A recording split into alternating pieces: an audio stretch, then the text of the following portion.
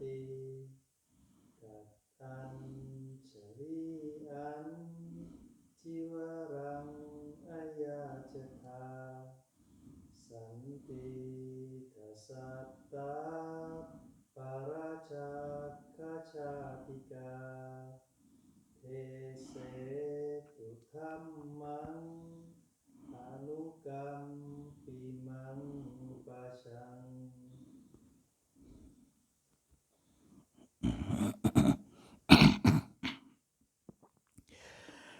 นะโมตัสสะนะโมตัสสะภะคะวะโตอะระหะโตสัมมาสัมพุทธัสสะนะโมตัสสะภะคะวะโตอะระหะโตสัมมาสัมพุทธัสสะนะโมตัสสะภะคะวะโตอะระหะโตสัมมาสัมพุทธัสสะบุตังธัมมังสังฆังนามัสสามิ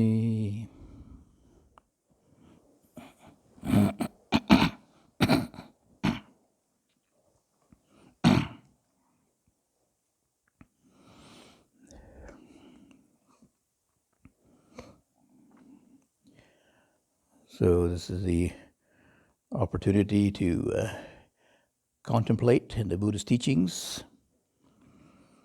And one of the principles of at least our practice tradition anyway, is one of the teachings Ajahn Chah gave. He said we should learn to read our minds. Literally, listen to your heart. But probably it's more understandable. I mean, so you listen to your heartbeat, so what? But to read your own mind.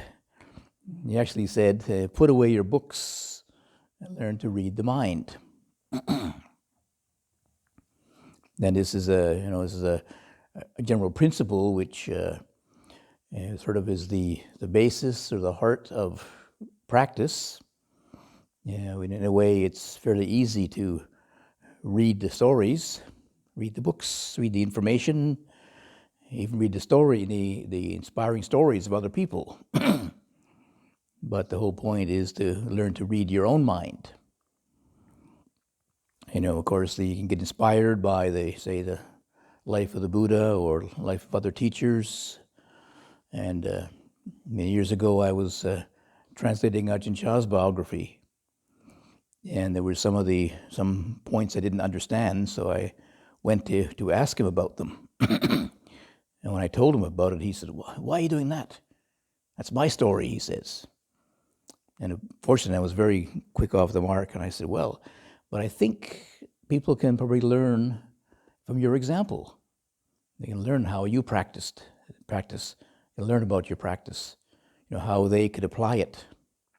And there were certain stories of Ajahn Chah's examples where, he learned from experience. And using that as an example, we could perhaps be inspired to do that too. One of the stories he had was that he was a wandering monk in the forest, and he was by himself, and he was out in this forest, but he got sick. He was so sick, he just was completely no energy left. He was lying down, and then he started feeling sorry for himself. Here I am, so far from home, and nobody loves me. I don't know what he was saying, but he probably wasn't saying that actually. Here I am, practicing the Buddhist teachings, and here I'm, totally exhausted, and I'm just, nobody taking care of me, And then he, as he's lying there, he heard a barking deer. He heard a deer running away, and it's a barking deer, so it makes this noise like a dog. And then he just thought, what do the deers do when they get sick? There's no deer hospital, There's no deer ambulance that goes around picking up deer in the forest. When they're sick, they have to look after themselves. They have to be their own cure. They find their own cure. They got to look after themselves. And he said, "Well, here I am out in the forest. why am I, thinking about somebody that has to look after me? I should learn to look after myself. And he thought about that, and then with that thought, he could rouse some extra energy, and he got up and I don't know, made himself a drink or something, and slowly roused his own energy.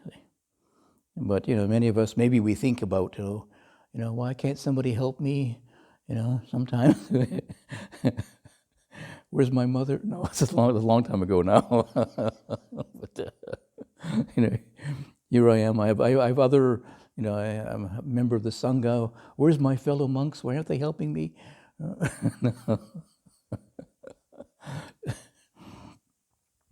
But one of the practices, especially when we go off on these wandering tours, and I was in Thailand, and we train in the monastery for 5 years, and then you're looked after by the system basically.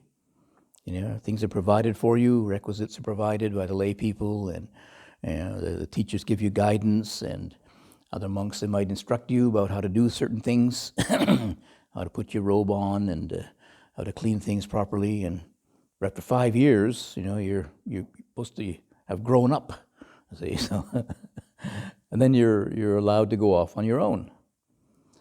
And some of the monks would be encouraged to do that. Ajahn Chah he had a way of recognizing where people were at. And some of the monks he encouraged. Okay, now time to go off, leave the monastery. And try out your own wings. Maybe they become too dependent upon the monastery. Everything is provided. You can be assured that there's be food every day. And you got to get your own little hut to live in, and you know the routine, so you can kind of get by, without getting screamed at too much. You can tweak the system a bit. You know where to be when the hot drinks are being made. You know how to hang out near the kitchen when the hot drinks are being made, and you might get an extra drink. But then you realize you get too complacent.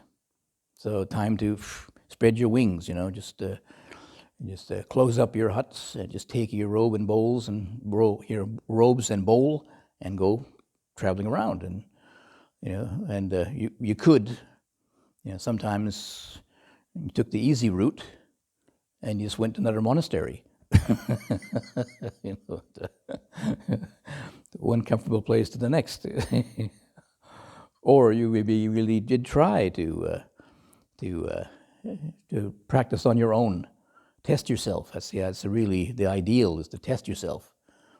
They call it in Thailand. It's called tudong, from the Pali word dutanga, which means ascetic practices. But there's different kinds of tudong, different degrees. Ajahn Chah used to kind of jokingly say sometimes that, he'd say that monks these days, they don't go tudong, they go talutdong, which, if I translate, it means literally to go through, the word dong means forest. So you go through the forest where the hardships are and stay in the village, you see. You go through the forest and stay in the village, you're close to the village, you see. Where you're sure there'll be some food there, and things will be more comfortable. If you really are in the forest, maybe you're really alone, and there's hardships there. There's no shelter, maybe. You have to go without water, perhaps, and you don't know if you find any food or not. But he said, this real practice of tudong is really tukdong, which literally means you go into the forest to face some suffering. You go to suffer in the forest. Literally. I mean, if that was explained as the reason you go out in tudong, most monks wouldn't do it probably. Not going off to face more suffering. There's enough suffering here in the monastery.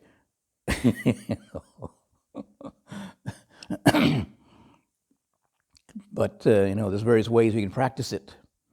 And the ideal is that we use that occasion to kind of test ourselves. see how how you can manage. Just like in the monastery, there's bells ringing. There used to be bells ringing. Here there isn't. But in the monasteries, there's bells ringing to wake you up in the morning. You don't even need to set your alarm clock. The bell rings and wakes you up. Usually loud enough to wake you up.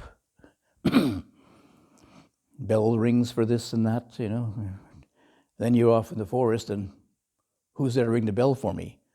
Got to ring your own bell. Nowadays, you just set your mobile, your phone, but when you're in the old days, when we were in the forest, I didn't have a mobile phone. If you didn't get enough food almost around, you just phone up your neighbors, your mother maybe. Oh, Mom, can you come and bring some food to me? I haven't got enough to eat today. No. No, we were too far away from our mothers, especially being Westerners. My mother wouldn't know how to bring the food anyway.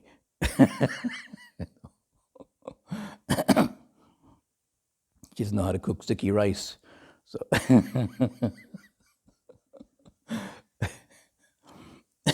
Mom, can you bring me a picnic? She didn't even used to even make my picnic, my lunches for going to school. She taught us how to make our own lunch. So I learned quite early on to be independent, more independent. But the point was to try to test yourself in a variety of situations. And some places where, they were, ideally you try and find a quiet place to practice meditation. But some places they're quiet, but they weren't very comfortable. There were some places where I went to and, quite far away from the village, the noise of the village. But the conditions there were very simple. It was a new monastery. The huts were very simple. No mosquito screens. You're lucky to get a candle sometimes.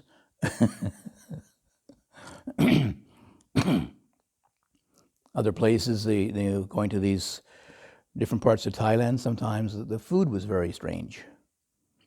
There was one place I went to this quite a new monastery just being built, and all they had was just a leaf roof. I think dirt floor of the sala, dirt floor and a leaf roofed hut. But the abbot there, the senior monk was from Bangkok, and he must have been really, really frightened of food poisoning, because he went on alms round and got all the food from the village. They were quite generous. They were, quite poor people living in the edge of the forest. But he collected the food in the village and he brought it back. And then he had the young boy who went with us put all the food, kept the rice and put all the food into one big pot, have it boil it up, and make sure it's boiled. So everything. Or it was fish, or it was meat, or it was vegetables, or fortunately left the chili out, I think. But everything was just boiled up in one big stew. And I must admit, it was quite tasty. Although he didn't know what you're eating, that's the trouble, he didn't know what it was. So one day I was eating this strange concoction of stew, and there was this funny bone in it. So I pulled this bone out and I said, "Oh, hey, we can't eat this. This is a snake bone." And he said, "Let me see that." He said, looked at it and says, "Nah, it's okay." He said, "It's just a gecko." He said, "It's a lizard's tail." He said, "It's okay to eat that." He said, "Thank you." So maybe it's better not to look at what I'm eating. And it was safe enough because it was boiled. So even a boiled lizard was okay. And of course we didn't even know what the taste of it was because it was just one big stew, so it didn't really matter so much. But when I got used to that, then it was, once you got used to this simple way of living, well, this becomes a new standard for you. We may have our usual standards, having a mattress to sleep on, But if you're out in the forest and have to sleep on the hard ground, well, you get used to it, and I wouldn't say it's, wonderful, but you survive. Maybe I wouldn't nowadays, but when I was young, I did survive. Sometimes we don't know. I did find out that the body was incredibly adaptable. Yeah, we living on a great variety of simple, very simple food, and we were in the early days of Wat Nanachat, we were a little bit malnourished, and the food was not a great variety, but we did survive. And nowadays, people go to Wat Nanachat, and there's 5 or 6 tables full of food, and somebody said, "What? No pizza today? I don't feel hungry."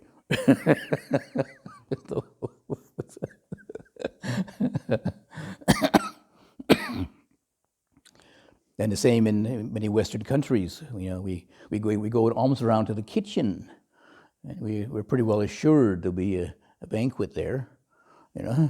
Sometimes only a small banquet. But in England, they have I think at Chithurst Monastery anyway, twice a week, they have what they call a faith alms round. So some of the monks, they take turns to go to walk alms round to the next village. And they call it's a faith alms round because there's no appointments. You just go there and walk around the village, and you just hope, maybe pray sometimes. Somebody sees you and knows that you're collecting food and gives you some food offerings, you see. So I think it was one of the nuns, she mentioned how she decided to do this, and she didn't realize how accustomed she was to going to the kitchen every day and getting regular meal, a full meal. And she went an alms round, and that day all she got was a loaf of bread. So she was so grateful to get a loaf of bread. She could have thought, well, there's no sweet, there's no no salad here, but she was just so grateful to get just something to eat, a loaf of bread, freely offered, just spontaneously offered to her. Then she realized, how she got so familiar with just always having a meal every day. So sometimes what can happen is, in spiritual practice gets ritualized sometimes. There is a necessity, a value in the continuity of practice. For example, having regular morning and evening sittings. We set aside a certain time to do the formal exercises of meditation, but sometimes it just becomes a ritual. Ding, ding, we sit there and put in an hour or so and think, I'm getting wiser.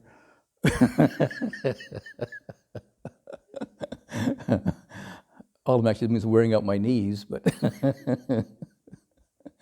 we just assume because I put in the hours that I'm getting wiser, and maybe it does happen to some people, occasionally, they have a little insight maybe or something, or but it can become just an empty ritual too. We put in the time, so we chalk it up, yes, another hour of meritorious meditation. Write it down in our scrapbook, another day, another meditation. But the point is, to bring presence of mind. As we recognize, we review the meditation instructions, especially meditation instructions on mindfulness. Bring awareness to what's the sensation in the body, what's the feeling tone, what's the state of mind right now. And not just when we're doing formal meditation practice, but to the course of the day too. So we learn to read our own mind, read our own experience, as it were. And it could be, it sounds easy, read your own mind, but remember hearing that from Ajahn Chah, and I thought, oh yeah, sounds good. How to do that? I know how to read a book, but read your own mind? What mind? Who's reading whose mind? Who's reading what mind? Something.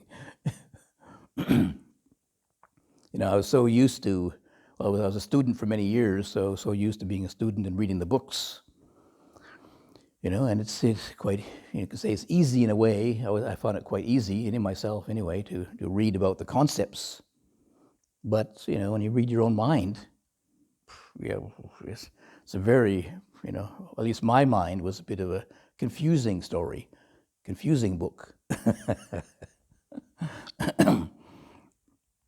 Before going to Thailand, I took a course on religious studies, and one of the topics was Buddhism. So I remember this was, hearing about Buddhist teachings, the Eightfold Path, the Four Noble Truths. It made a lot of sense. Yeah. Very logical, very practical, yes. But there was also, the mention about fortunately the lecturer, he did start off by sitting, when I came into the lecture theater, he was sitting on the table, cross-legged, with his eyes closed, meditating, And we all kind of came in, and it was a bit confusing. The guy didn't say anything. He just sat there. And finally he opened his eyes and he said, well, Buddhism is about meditation, really.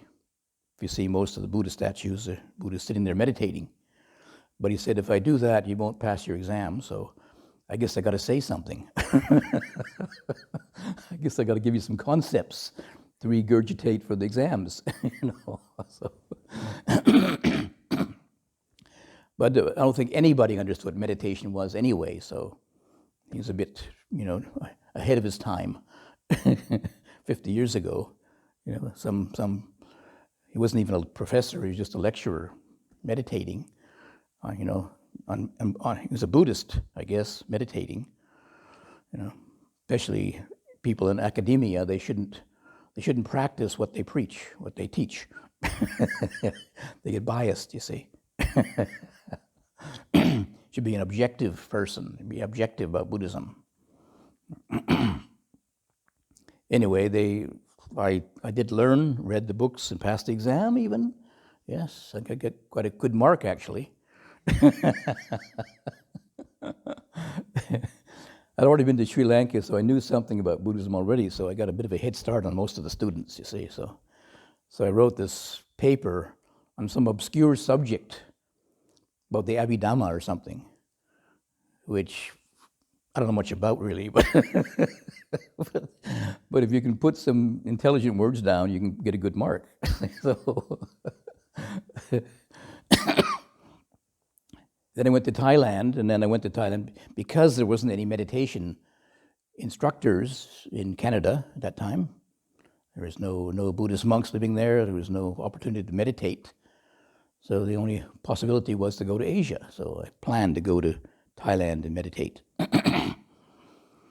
And when I got to Thailand, I found a place to meditate.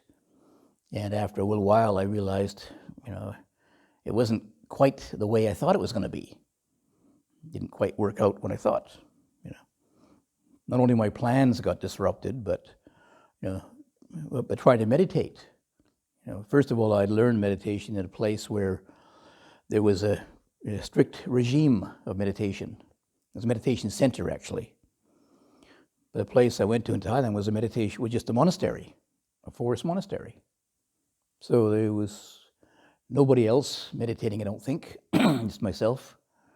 So I'd make my own schedule. But since I was there to meditate, I got up at 4 a.m. or something or other. I tried to anyway, and ring my own bell. But after a while, I realized that it's not quite working out as I thought. And I realized when I finally looked at my mind, I realized actually I'm quite confused. It's not quite as clear as the book said, And then I realized the confusion was because I was trying to replicate this concept of meditation. The book was very clear. You just sit down, cross your legs, focus on your breathing, and your mind calms down. You enter first absorption, and second absorption, third absorption, fourth absorption. And it wasn't quite working that way. I sat down to watch the breath, and half the time I was trying to find the breath and trying to calm the mind. It was just all over the place. And I said, this isn't quite working out. What's the problem here? And I realized that the real problem was that I was trying to just, replicate that very simple, logical sequence. Sit down, watch the breath, the mind goes calm, and first absorption, and so mine might calm down sometimes. Rarely it did, but sometimes it calmed down. Is this first absorption? Zip, the mind's off again. Nope, not yet.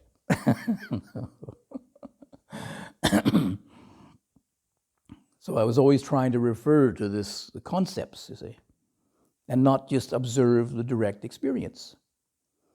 Okay, the mind, the book said you should watch your breath and the mind will calm down. Well, most of the time it didn't. It was a busy mind, The book didn't say look at the busy mind. It just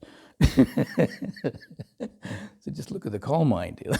But, now I would say to people, well, look at whatever's in your mind. Whatever's happening in the mind, look at that. That's what's going on now. Okay, the concept is points in a certain direction, skillful direction, but it's not the experience. How many people can just sit down, turn their attention to the breath, and the mind calms down? Huh? Anybody? Come on, at least somebody. How long have you been meditating now? It does happen sometimes. You wait long enough.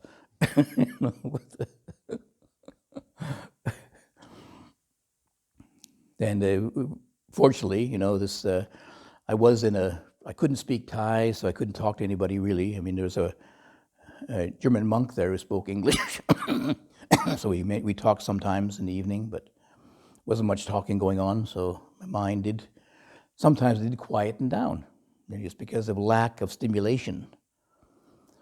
And then I tried to put a label on it, first absorption, whatever it was. But I didn't know enough about meditation really, to be able to make sense of what's going on in the mind. But we know about the instructions for developing mindfulness. The Buddha said, just be aware of states of mind. Just be aware of them, notice them. I was already looking for the calm, and that I only had a month, so time was fleeting, so I had to get calm quick. And because I was, there every day and hardly talking, and sometimes it just happened, But I learned to recognize, when it hears this one word calm, the mind calms down. But the experience of calm is multidimensional, isn't it? Many different kinds of calm, many different levels of calm, and sometimes the mind was calm just because I was half asleep.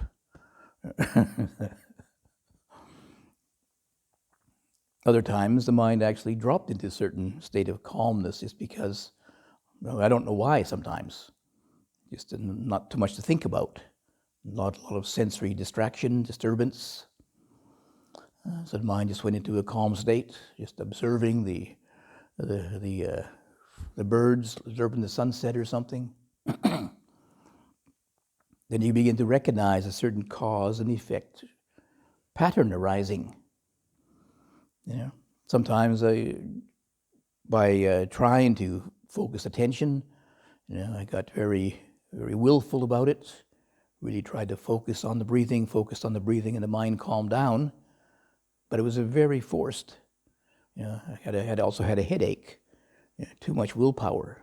I remember one time I was doing my usual meditation, trying to meditate, and And the mind was just very, very busy, just going on and on and on. And I said, okay, I think I need a break. So I just got up off my seat and I went outside and just sat on the edge of the hut, sat in the sunshine there, and just relaxed against the wall and just observed the patterns of the sun and the shadows. And the mind just dropped into this state of calm, like, no problem.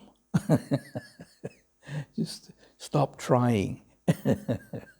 Stop being compulsive about it. And the mind just was present with, sunshine and relaxing and maybe the sound of the birds or something, and just sat there. And after a while, I realized how calm the mind was, and tried to hang on to it. Oh, very calm mind. Oh, keep that. Oh, I like that. The mind took off again. Okay, back to the cushion again.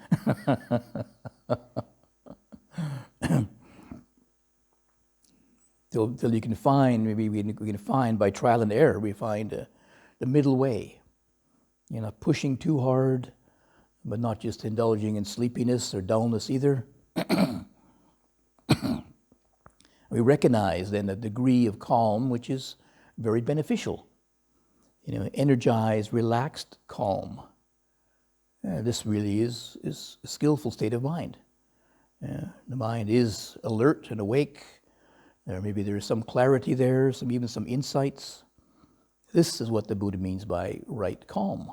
This is the rightness of calmness of mind. If we look at the conditions that support it, we can try and support those conditions, and then maybe it returns again.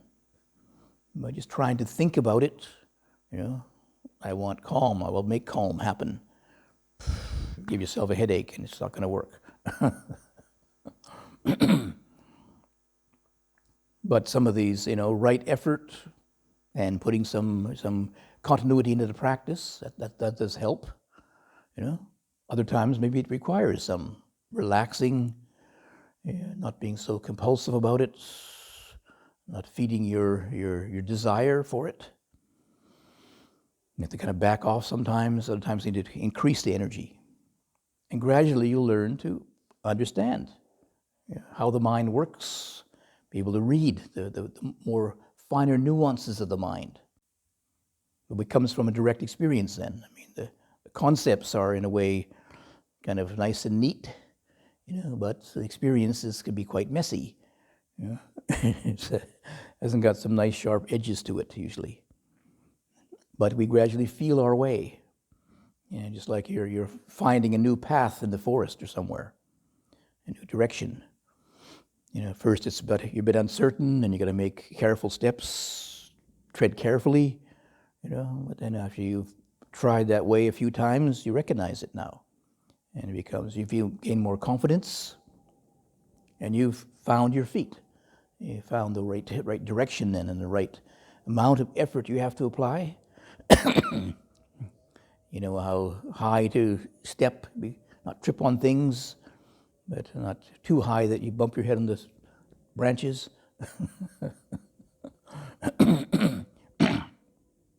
One of Ajahn Chah's teachers was Ajahn Tongrat, and there's not a lot known about him, but he was, other than he was something of a controversial figure, he was quite a radical teacher, I guess.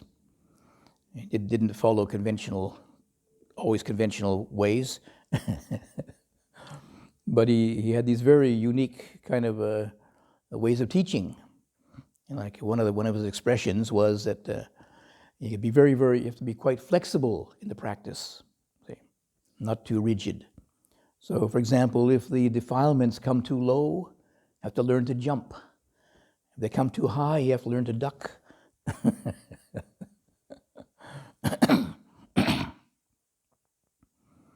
So working with the mind, too, it requires a certain amount of creativity. We have the general basic instructions to follow, but within that, we also need to be somewhat creative. Okay, at one level, every human mind is the same. We all have greed, aversion, delusion, but we have different degrees or varieties a greed, aversion, delusion too. Yeah. So it requires each one of us requires a certain amount of, individualizing or personalizing the practice. Find out what works, especially when it comes to the more experienced levels of practice. It requires each one of us to find out for ourselves, be able to read our own mind, know what's appropriate, find our own skillful means, what really works. And many times this requires that we actually apply it. Some of the exercises, for example, there's, traditionally 40 different meditation themes in Theravada Buddhism, 40 different ones. Anybody remember all of them?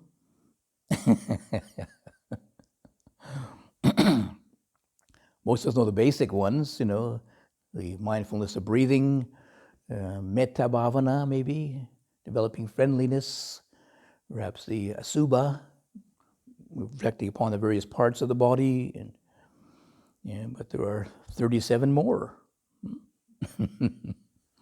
Some of them are, especially designed for particular difficulties or challenges. I haven't used much of the. There's also color meditations using different colors. You say. I haven't used many of them, but there was one time when this Cambodian monk came to stay at Chithurst Monastery, and he was an expert in using color meditation, different colors. One time one of his students was involved in a car crash.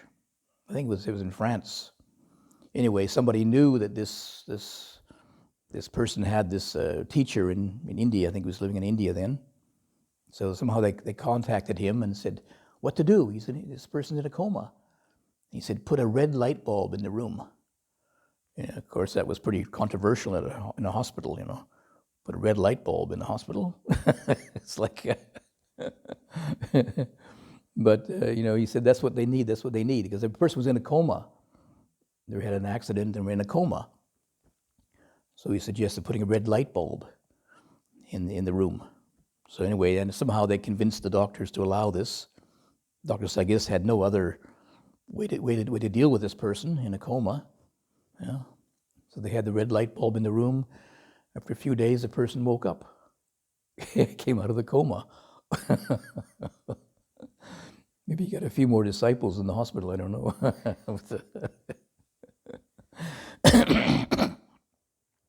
But he came and stayed at Chithurst Monastery, and there were a couple of the monks there who had really serious sleepiness problems. They were, professional. They had a really difficult problem with sleepiness. Every time they sat down, they'd just fall asleep. And the abbot tried suggested various means to deal with it, but didn't help very much. So in conversation one time, he asked this monk if you got any suggestions for sleepiness. He said, put them in a room with a yellow light bulb. Yeah, this is who thought of that? Huh? So anyway, he told the two monks to go to this other room put a yellow light bulb in it. And after about half an hour, one of them came running out and said, I can't stand it. It's just too stimulating. Oh, my mind's buzzing.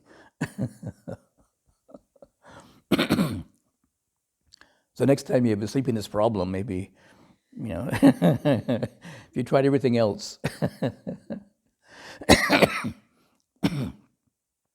there were maybe, that's not it's not too radical, is it? Except you can't put it in here, maybe. Huh? Should we put a yellow light bulb in the corner for those who have sleepiness problems, and a red light bulb in the corner for those who are in a coma?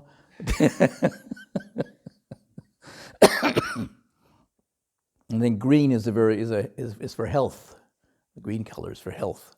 So if you have health problems, you can put a green light bulb in your room or something. I don't know, but obviously it has some powerful effects. Just certain colors. And I know some of the there's a teaching method I won't mention the name, but there's a special teaching method, teaching for children, a school actually, school for children. And one of the things they do is they assess the person's temperament, and they suggest to the parents what color of clothes the person should wear. A person who, child who's very, very excitable, for example, has attention deficit disorder or something, or just very, very anxious or nervous, they tell them to wear green clothes. Somebody else, another one, they tell to wear more yellow clothes or something, depending upon the temperament of the person. And they have a whole system, very quite detailed system of, the colors to suit the personality and whatnot. And so, unfortunately, we haven't got much choice.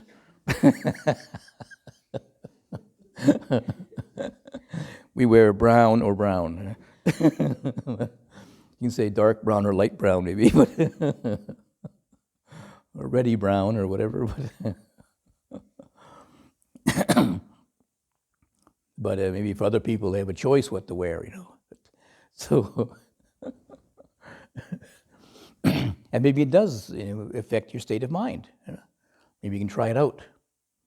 If you're experiment a little bit, just see what the color of your clothes has to do with your state of, how it influences your state of mind.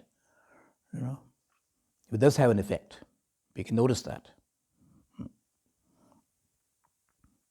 Whatever helps us to, have a more skillful state of mind. Maybe we have to rely upon a variety of different things. The place you live in.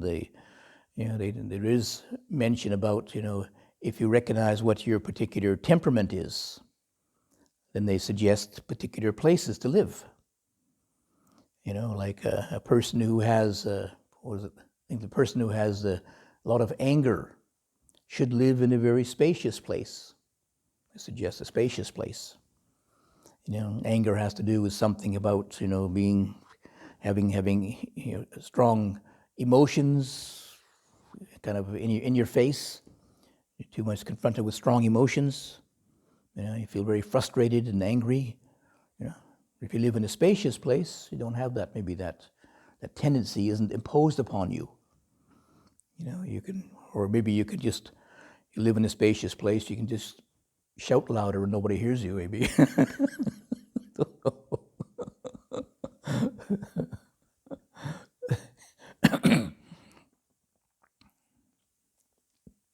And maybe if you have a lot of greed, then simplify your living place, perhaps.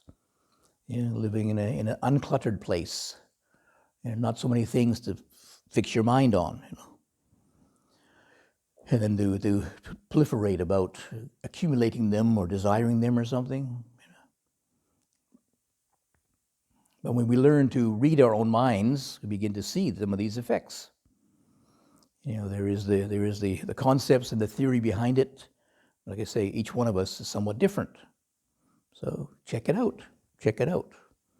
What this environment? I know that one experience I had when I was wandering in Thailand is I stayed in this monastery. It was pretty quiet, very quiet place, and everything was quite comfortable.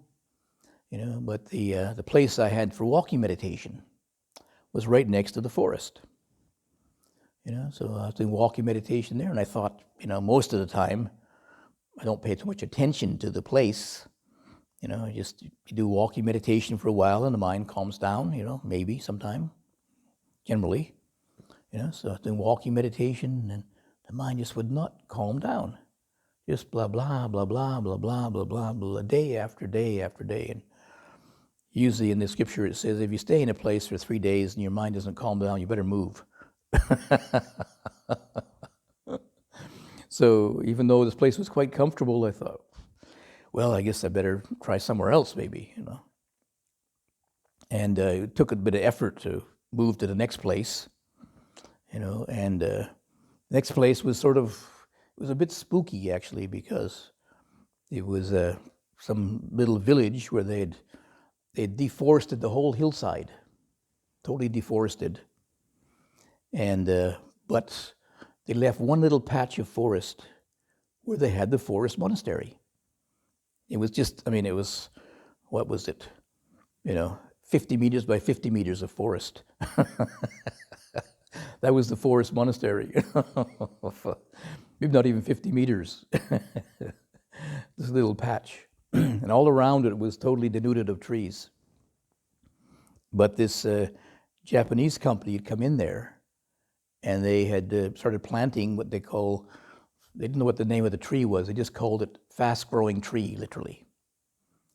And so I had to walk from this, forest monastery to the village through these barren hillsides, and there was this little tree there, and it's a fast-growing tree, and very mysterious what it was.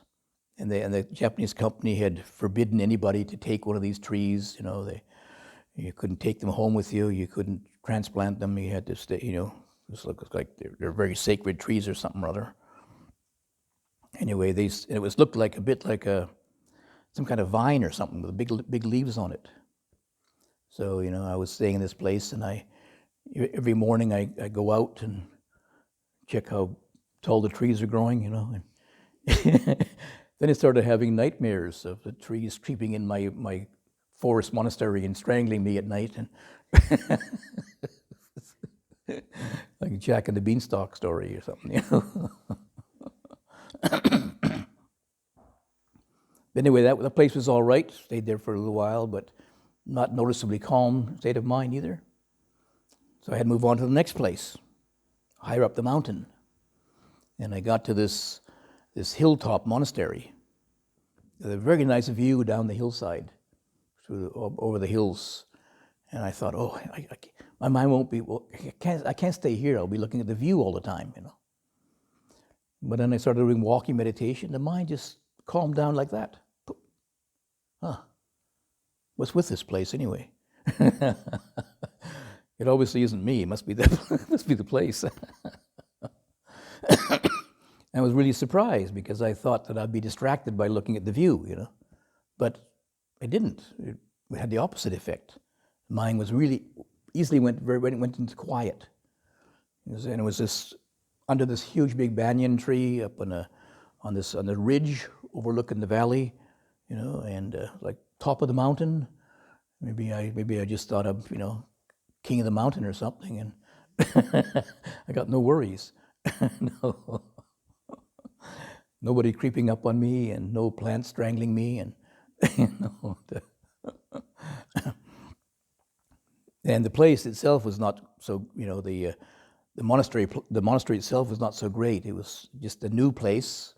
They're just starting it, so the huts were very simple, leaf roofed bamboo hut, and they didn't have too many leaves there. So they for the walls. They just used the paper from cement sacks to line the walls, you see, and they had these bamboo frames to hold it in place. So when the lightning storms, it was like living inside a light bulb in one of these lanterns here, you see.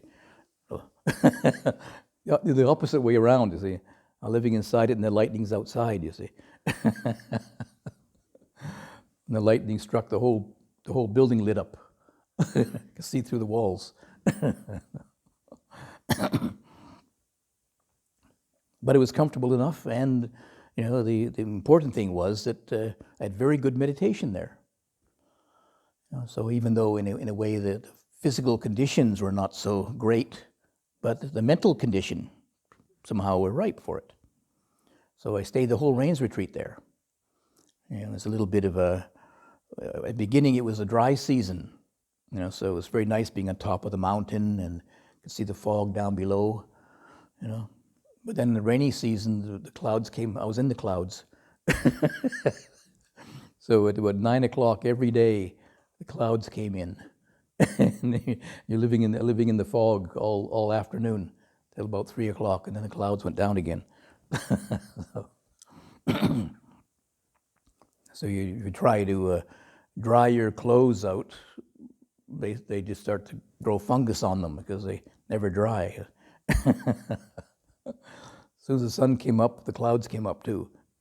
So But the meditation was still very, very good there, just being up in this very spacious place. And I never even imagined it. I thought I'd be distracted by the view, but nope. Somehow the mind just felt very, very spacious too, I guess. And it wasn't closed in by the forest or something.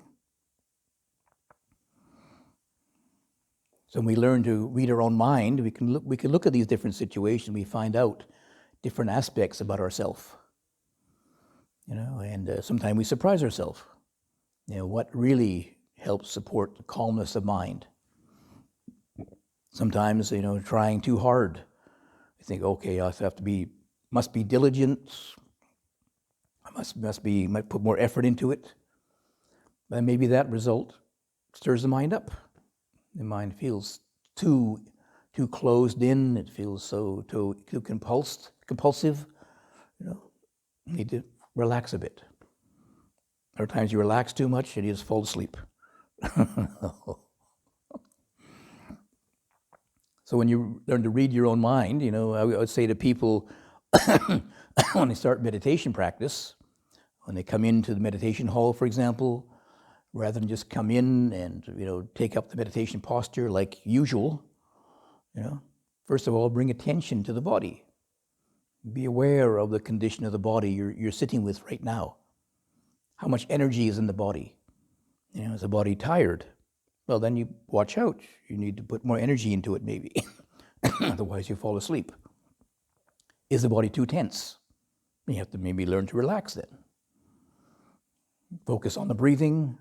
Is the mind busy or quiet? If the mind is busy, perhaps we develop this focusing attention on the breathing for some time. We can recognize the mind is calm enough. The mind is calm enough, then you can develop the awareness exercises, sensations in the body, feelings, states of mind.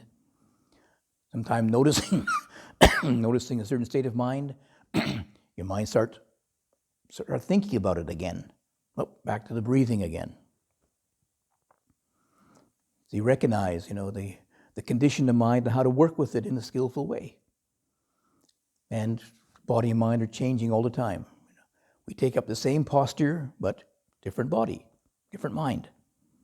So you bring awareness to them, so you learn to tune in, read the condition of body-mind.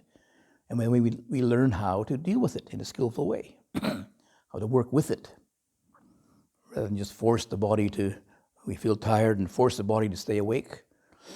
Maybe you need to find another way. Maybe we need to change our posture.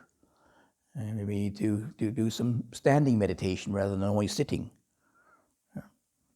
So you gain a lot more wisdom how to work with the mind in a skillful way.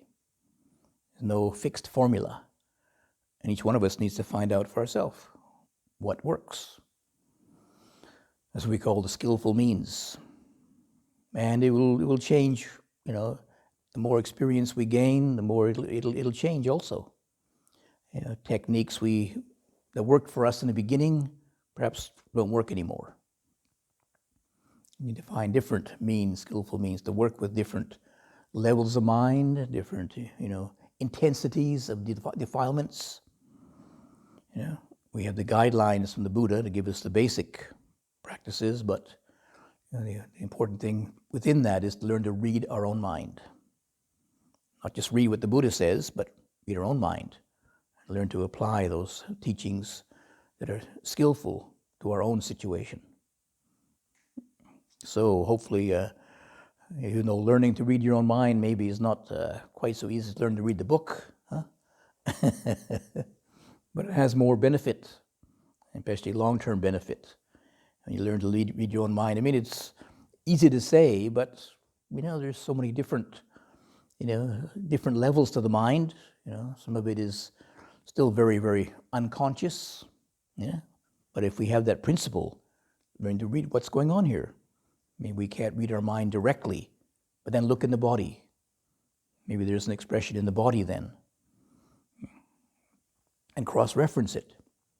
If your body's tense, probably shows that you have a more attaining or gaining attitude of mind. Too much compulsion. the body tenses up then. So, okay, recognize that as a symptom of your state of mind. So reading the body and the mind, we learn to gain some our own wisdom then. This is experiential wisdom, not only the wisdom from the book. So hopefully if you continue with the practice, you begin to see more clearly, be able to read more clearly how the mind really is. So I wish you luck in your practice, and maybe you continue to gain wisdom.